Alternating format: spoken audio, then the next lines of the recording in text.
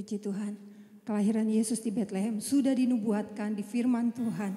Di dalam Matius 1 ayat 23 mengatakan, sesungguhnya anak darah itu akan mengandung dan melahirkan seorang anak laki-laki. Dan mereka akan menamakan dia Immanuel. Yang berarti Allah menyertai kita. Bapak Ibu Saudara yang dikasihi Tuhan, biarlah kita semua mau percaya ketika kita menghadapi tahun 2023, kita tidak usah takut, kita tidak usah khawatir. Karena ada Allah Immanuel yang selalu menyertai kehidupan kita.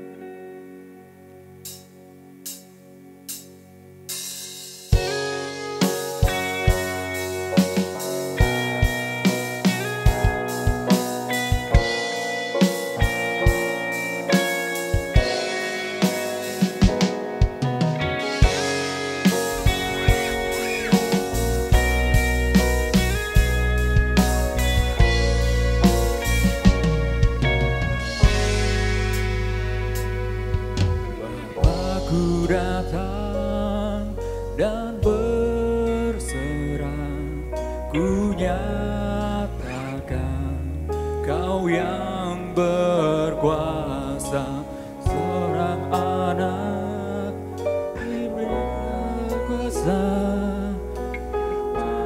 cahaya hidupku.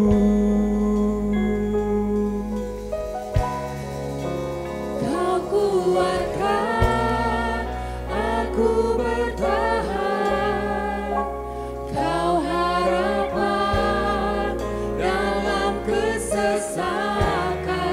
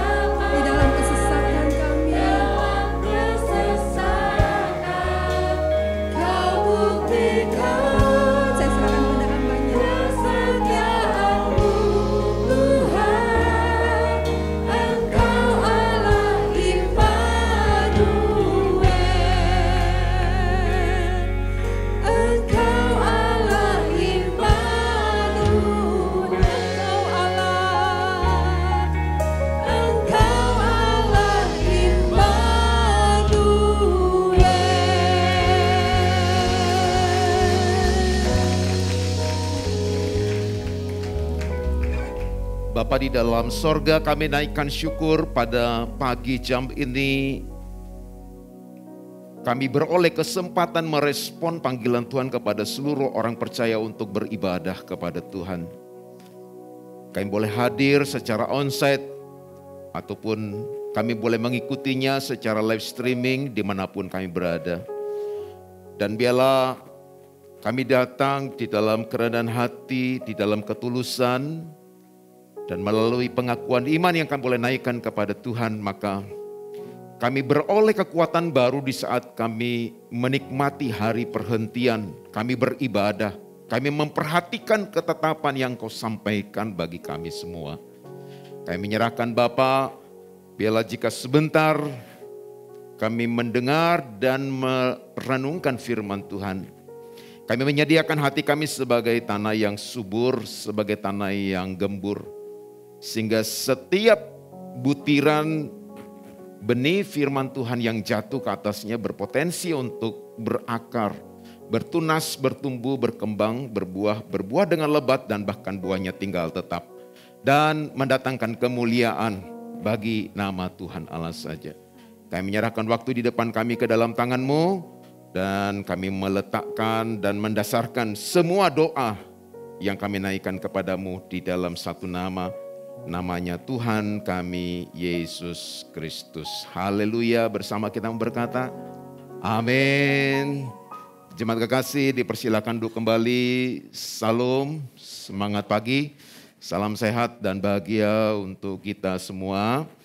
Baik yang hadir secara onsite maupun yang mengikutinya dimanapun ibu bapak saudara beribadah di rumah, di kota Bandung ataupun di luar kota Bandung. Saya berharap kita juga dalam rangka mempersiapkan hati kita untuk menyambut Natal. Sekalipun di luaran kita menghadapi berbagai hal yang bisa berpotensi merenggut sukacita kita.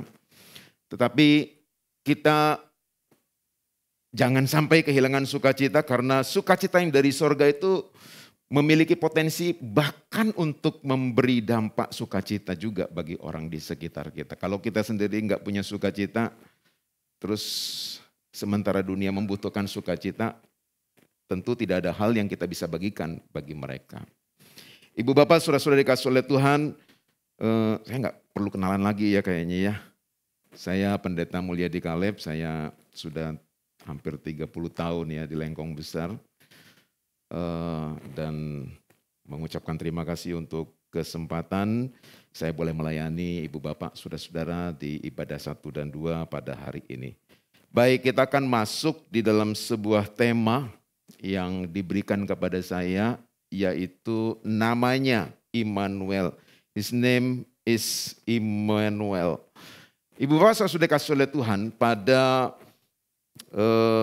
pagi hari ini kita akan melihat keindahan, keajaiban dari satu nama, nama Immanuel. Mari kita bersama-sama membuka Alkitab kita di dalam Injil Matius pasal 1 ayat 22 dan 23. Tertulis demikian firman Tuhan. Hal itu terjadi supaya genaplah yang difirmankan Tuhan oleh Nabi. Sesungguhnya anak darah itu akan mengandung dan melahirkan seorang anak laki-laki dan mereka akan menamakan dia Immanuel yang berarti Allah menyertai kita. Ada 5 hal yang ingin saya sampaikan pada kesempatan pagi hari ini. Yang pertama tentang nama. Dan yang kedua berbicara tentang Allah. Yang ketiga berbicara tentang beserta. Yang keempat berbicara tentang kita.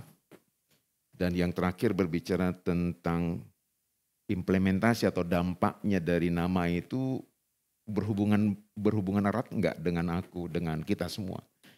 Kalau enggak ngapain kita bahas itu. Nah ibu bapak sudah kasih oleh Tuhan satu tokoh yang bernama William Shakespeare ya. Dia mengungkapkan sebuah istilah, apalah arti sih sebuah nama itu. Dan kalaupun kita punya nama lain untuk menyebut sebuah bunga itu rose dengan nama, dengan sebutan yang lain, toh tetap aja bahwa bunga itu tidak kehilangan kesejatiannya, bahwa bunga itu memang indah dan wangi. Ya. Jadi pada pagi hari ini kita mau mulai dengan satu nama. Nama Immanuel yang melekat pada satu pribadi yang sedang kita rayakan bersama-sama pada beberapa hari menjelang kita Natalan. Ibu bapak saudara-saudari kasih Tuhan, apalah arti sebuah nama. Tetapi bagi kita, bagi kebanyakan orang Indonesia, maka tentu kita tidak akan pernah berhenti untuk memberi nama karena itu merupakan identiti kita. Bahkan kalau nama kita bermasalah pun itu akan membuat kesulitan tersendiri dalam perjalanan kehidupan kita. Seorang yang pergi ke Israel namanya nama Muslim. Bukan hanya dia punya nama, namanya saja mengundang sebuah pertanyaan, itu pun tidak begitu mudah masuk ke tanah perjanjian. Dan kalau kita bisa memberi nama atau kita bisa merenungkan satu nama Immanuel yang berarti Allah beserta kita, maka kita bisa melihat bahwa yang pertama apakah Immanuel itu nama atau sebutan. Tapi paling tidak yang pertama bahwa nama Immanuel itu adalah nama yang indah. Beautiful name. Kenapa Immanuel itu merupakan nama yang indah? Ya karena memang memiliki arti yang bagus. Karena itu yang pertama kita menyebut Immanuel kepada satu pribadi, nama atau sebutan, karena memang begitu banyak nama yang diberikan kepada anak itu, kepada Yesus Kristus. Kalau kita melihat di dalam nubuatan, di dalam kitab Nabi Yesaya, maka ada begitu banyak nama yang melekat padanya. Begitu banyak gelar yang diberikan kepadanya. Tapi paling tidak, kalau kita berhenti pada perbincangan tentang nama atau sebutan, maka nama itu, nama Immanuel itu adalah nama yang indah. Nama yang bagus. Kemudian kalau kita melihat pada apa yang selanjutnya, bahwa nama Immanuel atau sebutan Immanuel itu juga merupakan sebuah nama yang ajaib. Kenapa ia memiliki nama yang ajaib? Karena nama itu bukan nama yang berasal dari manusia, tapi nama yang diberikan oleh Allah dan bukan dari manusia. Seringkali kelahiran anak manusia, natalitas, maka yang memberi nama siapa? Biasanya yang bapaknya nyumbang nama, ibunya nyumbang nama. Kemudian juga mungkin opahnya nyumbang nama. Opah, kira-kira untuk cucu opah ini yang mau lahir karena laki, kira-kira ada kontribusi nama enggak? Atau omahnya mungkin. Satu kata saja. Nah ibu bapak sudah dikasih oleh Tuhan, seringkali ada banyak orang yang terlibat memberikan sumbangsi bagi nama yang diberikan bagi anak yang akan lahir. Tetapi nama Immanuel itu bukan sekedar nama dari manusia. Sekalipun nama itu pada diri Yesus, tetapi nama itu berasal dari sorga. Nama itu berasal dari Allah sendiri. Kenapa nama itu nama yang ajaib? Karena nama itu bahkan sudah dinubuatkan. Nama itu sudah dipersiapkan dan nama itu sudah direncanakan. Biasanya kalau ada lahiran, biasanya nama itu dipersiapkan paling lama H- berapa sih? H-4 bulan ya. Karena hasil USG-nya di usia bulan kelima ya. Saya nggak pernah melahirkan jadi saya nggak tahu. Ya, ini laki atau perempuan. Biasanya baru disiapkan nama kan. Ya, sesuai dengan hasil USG-nya, sesuai dengan gendernya laki dan perempuan. Tetapi ini menjadi nama yang ajaib itu paling tidak kisaran 700 tahun sebelum anak itu lahir. Ada nggak yang begitu? Ibu bapak saudara-saudari kasih oleh Tuhan, H- sekian saja ketika Maria didatangi lewat penampakan, lewat penyataan malaikat, dia menganggap itu merupakan peristiwa yang mustahil, impossible.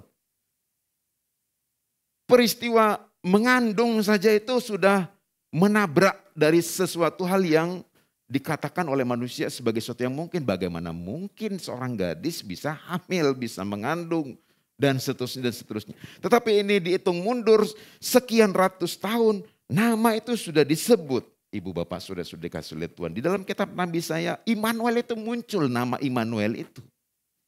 Ya, karena itu saya katakan bahwa nama ini bukan sekedar indah, bukan sekedar bagus, tetapi nama itu nama yang ajaib.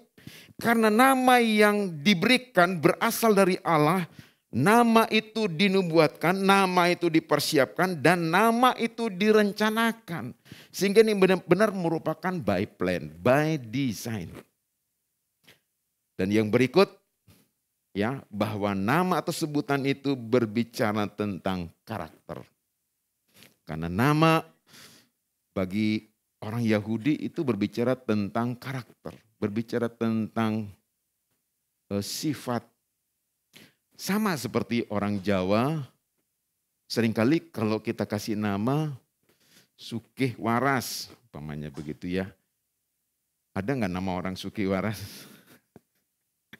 Ya, yang seringkali Sugiharto ya. Padahal sama ya, Sugih itu kaya kan? Kaya harta. Ada namanya Dermawan. Itu berbicara tentang apa? Berbicara tentang sebuah harapan, kira-kira anakku yang berjenis kelamin laki-laki ini satu kali kelak dia menjadi seorang yang sosial banget. Bukan hanya sekedar dia aktif di sosmed ya, tetapi sosial banget. Sosial banget itu artinya dia yang suka ngasih-ngasih ya. Artinya dia penuh kemurahan. Dia selalu berbelas kasihan. Dia nggak tahan untuk selalu kasih ini, kasih itu kepada orang-orang. Ya, bahkan dia sendiri nggak pernah memikirkan dirinya sendiri. Nah, ibu bapak saudara-saudari kasih oleh Tuhan, begitu banyak nama yang indah, nama yang panjang. Sampai saya itu ketika penyerahan anak, karena tidak disebutkan laki perempuan, ketika maju disebutkan namanya kan panjang. Nama-nama anak sekarang itu nama-nama luar negeri, saudara. Ya, nggak tahu luar negerinya sebelah mana ya. Tetapi panjang banget. Ketika orang tuanya maju, saya lihat nggak pakai anting. Ini laki apa perempuan? Karena namanya nama yang tidak menunjukkan perbedaan antara laki dan perempuan. Ibu bapak saudara kasih oleh Tuhan. Karena itu ketika ada diberikan nama Immanuel, maka yang pertama dia memiliki nama yang indah dan bagus, nama yang ajaib, nama yang berkarakter. Nah, ini yang kita mau bahas tentang karakter yang ada pada diri satu pribadi yang disebut atau dipanggil namanya itu Immanuel. Immanuel sendiri menunjuk kepada Allah.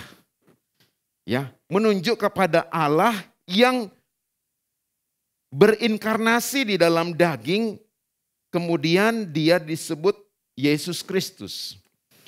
Jadi Allah yang dulunya dikatakan dalam Yohanes pasal 1 ya, bahwa pada mulanya adalah firman dan seterusnya. Maka firman itu telah menjadi daging dan diam di antara kita. Ibu bapak saudara sudah Tuhan, saya tidak masuk kepada Allah Tritunggal, tetapi Yesus Kristus itu dalam merupakan manifestasi penyataan daripada Allah itu sendiri yang menjadi manusia, yang menjadi daging. Dan kalau kita berbicara tentang Allah, maka yang pertama bahwa Allah atau pribadi ini adalah pribadi yang disebut pada bagian yang lain sebagai Alfa dan Omega. Ini berbicara tentang rentang waktu, peristiwa dan tempat. Karena itu saya sebutkan di sini yang pertama bahwa Allah Immanuel, Allah beserta kita. Saya highlights Allahnya. Maka Allah yang dimaksud ini adalah Allah yang menyatakan diri di dalam prasejarah. Prasejarah itu berbicara tentang sebelum atau di masa penciptaan, sebelum manusia hadir. Dan kemudian di saat masa-masa sejarah melalui penyertaannya bagi umat pilihannya bangsa Israel. Kalau kita mau hitung sebelum manusia diciptakan, maka itu kita sebut sebagai prasejarah, maka Allah bukan hanya ada. Allah meng-create di situ. Allah aktif di situ. Karena itu dia menjadi pencipta. Dari yang tidak ada menjadi ada. Ini bukan cuma sekedar ada. Dia berprakarsa. Dia berkarya. Dia aktif. Dia menjadi subjek. Dia menjadi dominan di situ. Di dalam prasejarah. Jadi jauh-jauh sebelumnya dia bukan cuma ada. Dia mengerjakan. Dia mengadakan. Dia melakukan sesuatu yang luar biasa. Jadi kalau kita belajar tentang tata surya atau alam semesta. Dan sedikit lebih kecil kita berbicara tentang geologi. Berbicara tentang ilmu bumi.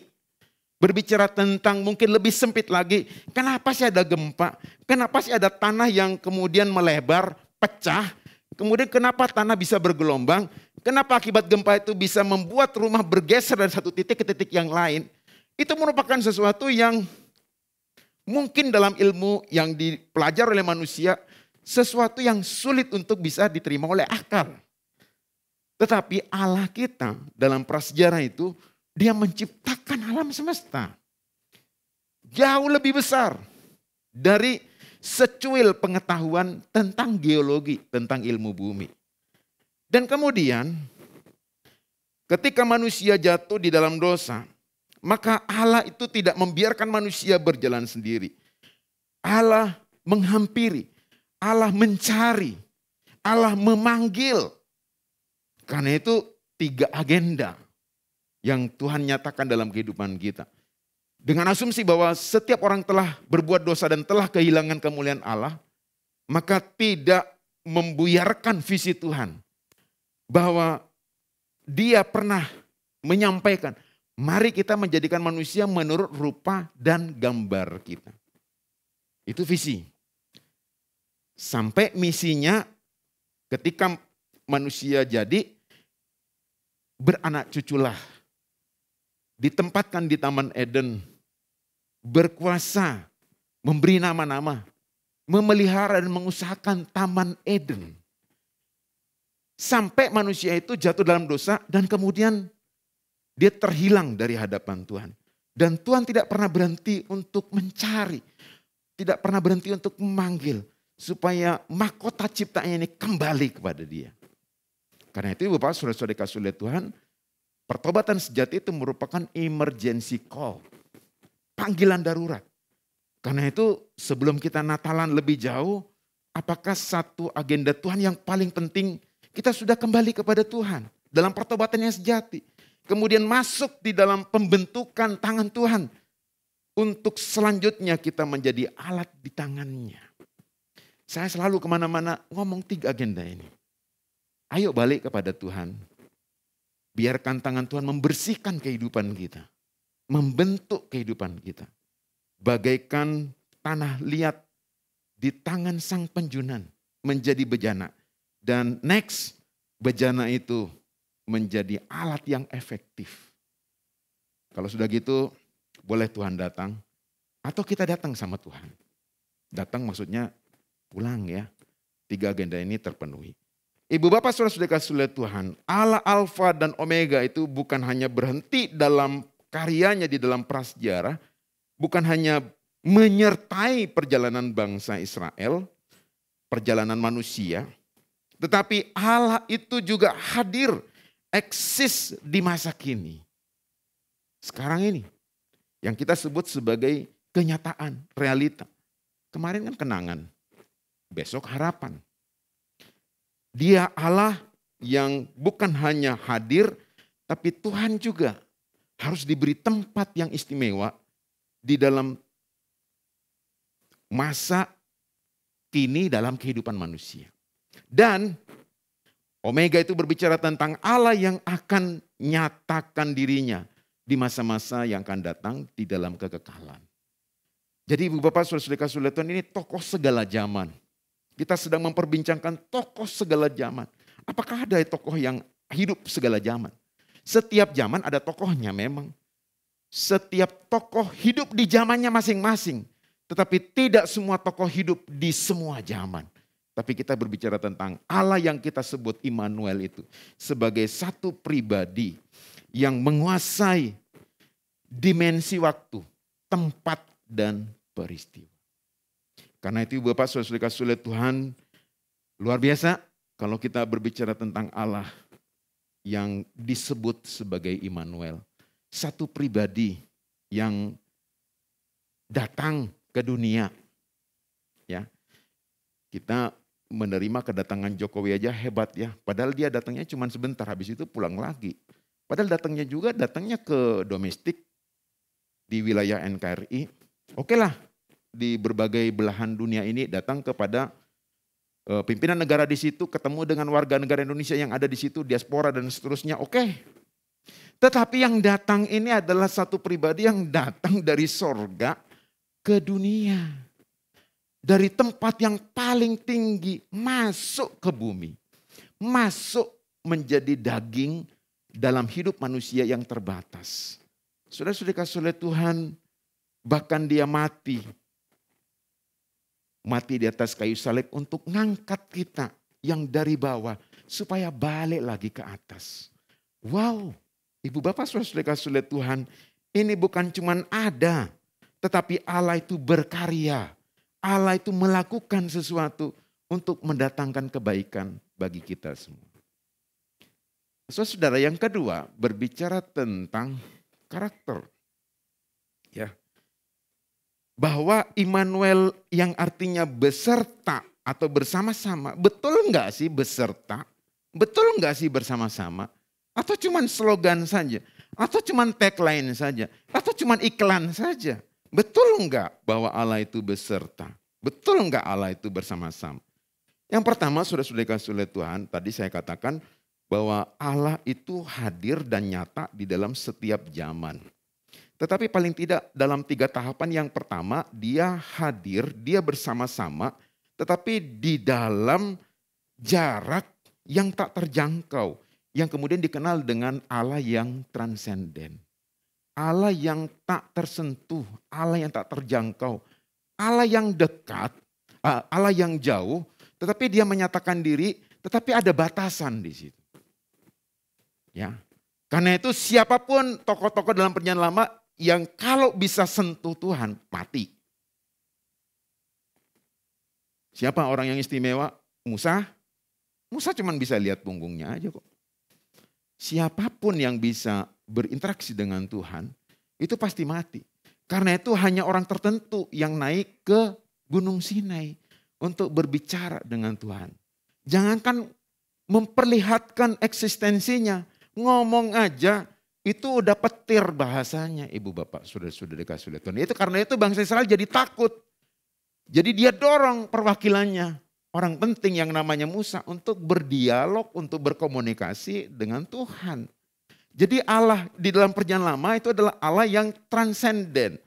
Allah yang tak terjangkau. Tapi kemudian beserta di sini dilanjutkan kepada Allah yang imanen. Allah yang dekat. Allah yang bahkan sangat dekat. Ya. Karena itu di dalam peristiwa Yesus mati di atas kayu salib, ada tabir bait suci yang menghubungkan antara ruang kudus dan ruang maha kudus robek sempurna. Sehingga dengan demikian orang bisa punya akses untuk bisa dekat dengan Tuhan. Allah yang tak terjangkau, Allah yang transenden itu sekarang masuk dalam daging kehidupan manusia. Dan Yesus ada di antara manusia. Sehingga dengan demikian orang bisa sentuh dia. Orang bisa ngomong dalam jarak yang sangat dekat. Allah bisa menjamah kehidupan kita. Itu merupakan sebuah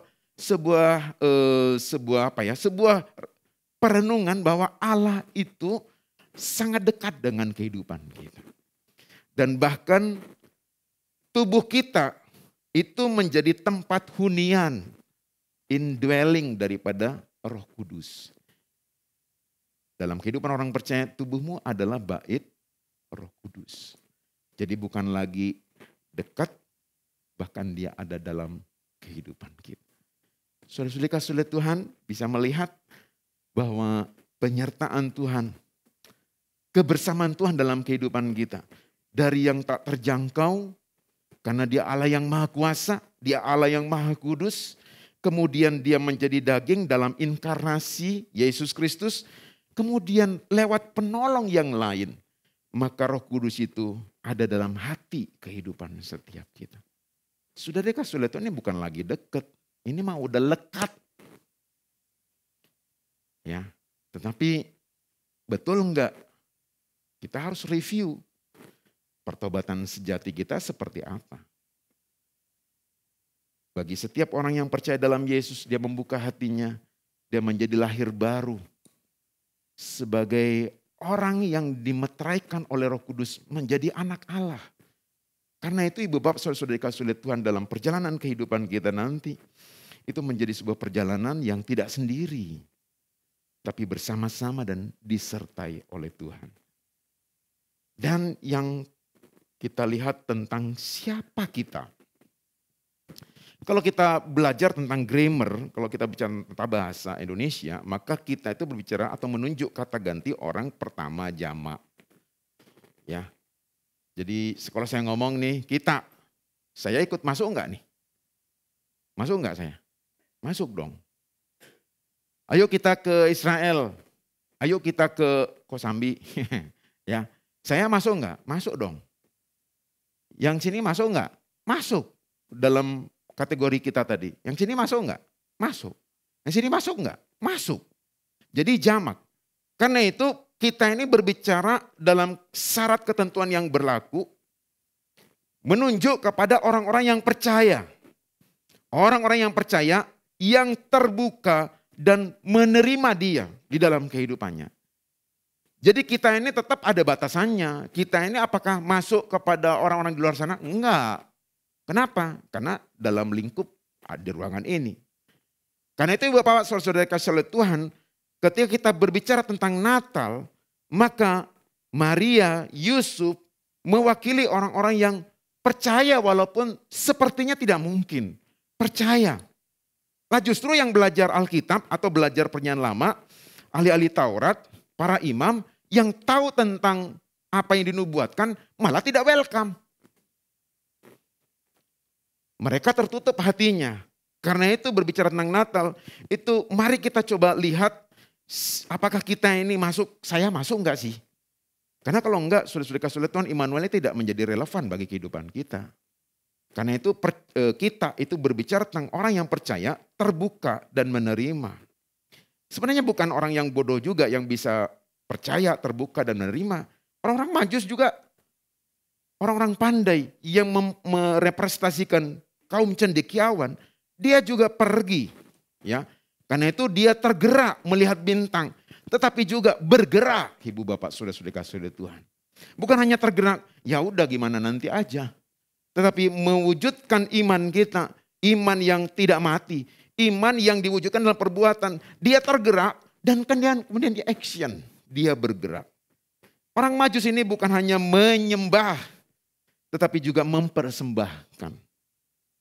Seandainya mungkin dia hidup saat ini, maka yang menjadi persembahan itu bukan lagi emas, perak, ya, dan mur, tetapi hidup kita. yang harus kita persembahkan kepada Tuhan.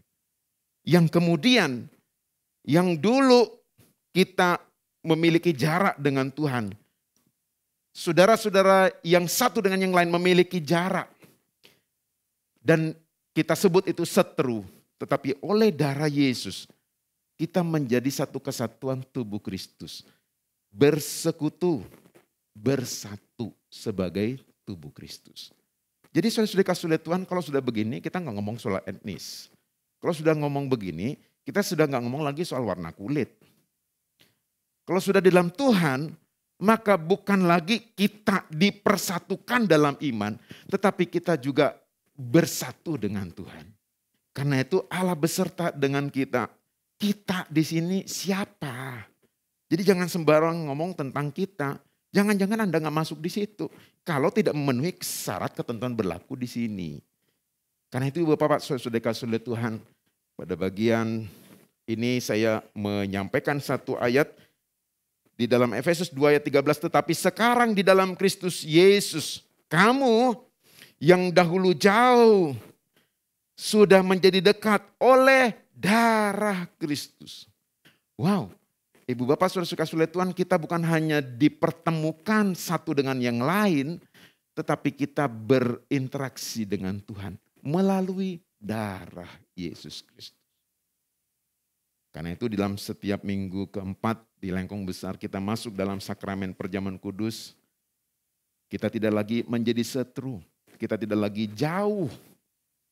Kita masuk dalam persekutuan, kita menjadi dekat dengan Tuhan. Bahkan Tuhan dalam kita dan kita di dalam Tuhan. Ibu Bapak Saudara kasih oleh Tuhan, di dalam Yesaya 9 ayat 5, 53 ayat 5. Sebab seorang anak telah lahir untuk kita, seorang putra telah diberikan untuk kita. Lambang pemerintahan ada di atas bahunya dan namanya disebutkan orang penasehat ajaib, Allah yang perkasa, Bapa yang kekal, Raja damai. Tetapi dia tertikam oleh karena pemberontakan kita. Dia diremukkan oleh karena kejahatan kita. Ganjaran yang mendatangkan keselamatan bagi kita ditimpakan kepadanya. Dan oleh bilur-bilurnya kita menjadi sembuh. Itu merupakan sebuah harapan melalui Yesus Kristus yang disebut sebagai Immanuel. Maka dia akan memulihkan kehidupan setiap kita.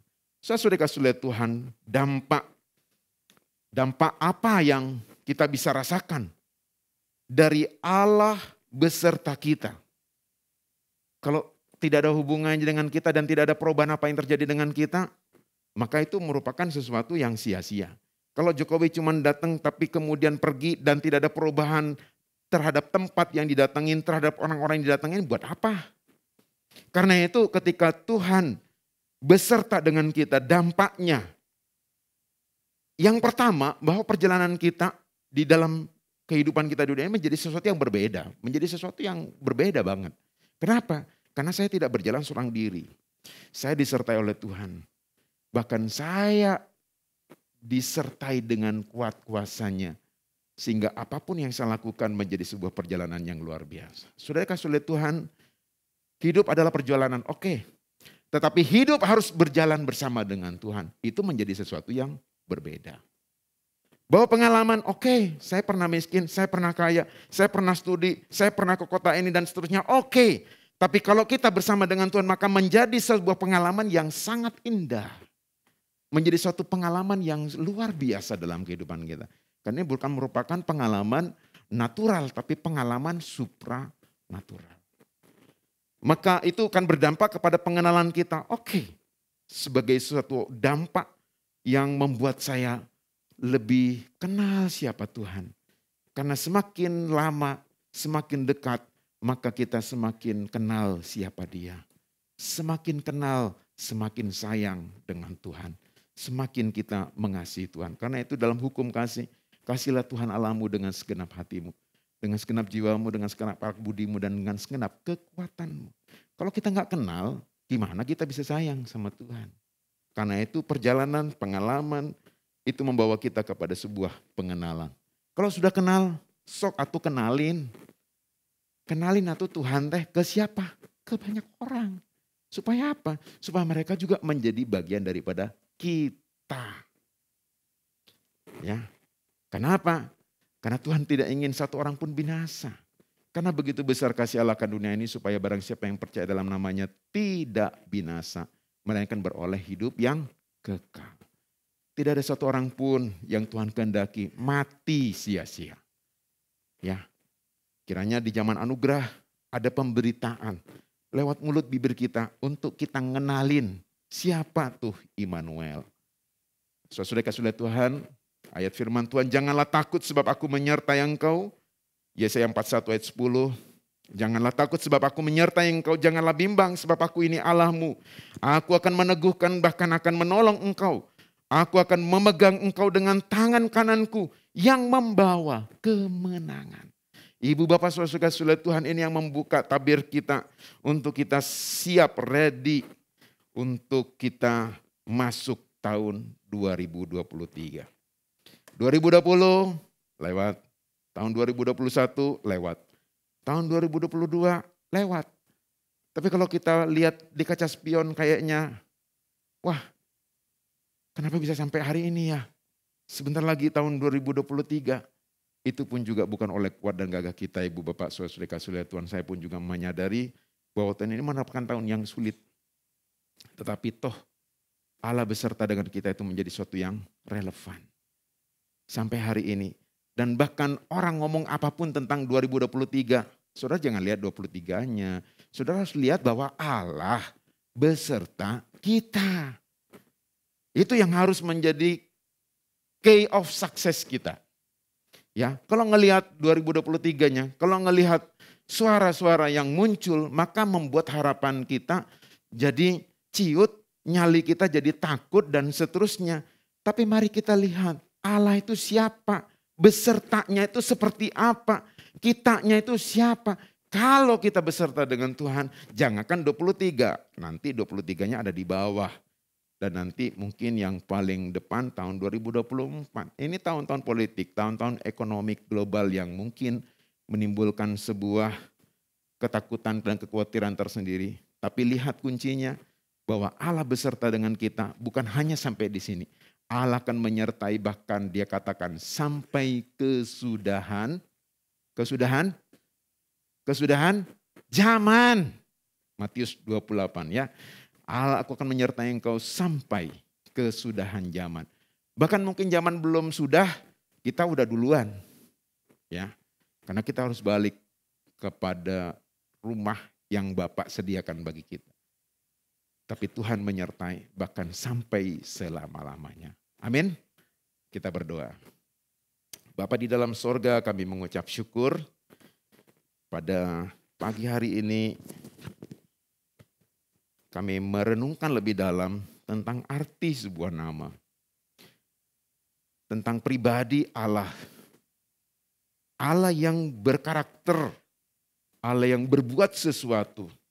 Menyatakan penyertaan yang ajaib bagi kami orang-orang percaya.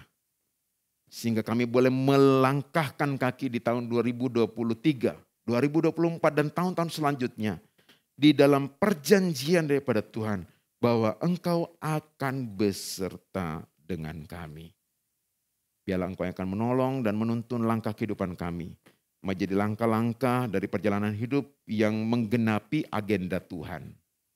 Datang kepada Tuhan menjadi milik Tuhan. Menyediakan diri dalam pembentukan tangan Tuhan. Dan siap menjadi utusan Tuhan. Menjadi saksi dimanapun kami harus diutus. Segala puji hormat kami kembalikan kepada Tuhan dalam nama Yesus Kristus kami sudah berdoa. Amin.